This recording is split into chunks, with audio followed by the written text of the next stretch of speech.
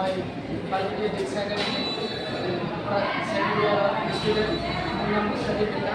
মই আজি ক'ব গৈ আছোঁ যে আমাৰ দৈনন্দিন জীৱনত প্ৰয়োজনীয় হোৱা বয় বস্তুসমূহ প্ৰয়োজন হোৱাৰ পিছত যিবিলাক জাবৰ জোঁথৰ হৈ যায়, পেলনীয়া জাবৰ জোঁথৰ, এইবোৰ য'তে ত'তে নেপেলাই এটা নিৰ্দিষ্ট ঠাইত পেলাব লাগে, যাতে আমাৰ পৰিৱেশখন সুস্থ সবল হিচাপে থাকিব পাৰে। আৰু সেই হিচাপে এতিয়া দেখাবলৈ খুজিছোঁ যে ধৰি লওক এইটো এটা বিস্কুটৰ পেকেট। বিস্কুটৰ পেকেটত বিস্কুটখিনি খোৱাৰ পিছত এই প্লাষ্টিক পেকেটবোৰ য'তে ত'তে নেপেলাই আমি নিৰ্দিষ্ট এখন ঠাইত ডাষ্টবিনত থ'ব লাগে। আৰু সেই হিচাপতে এইখন প্লাষ্টিকৰ বস্তু প্লাষ্টিক খোৱাৰ কাৰণে এখন ডাষ্টবিন তৈয়াৰ কৰা হৈছে আৰু ইয়াতে প্লাষ্টিকবোৰ থোৱা হৈছে।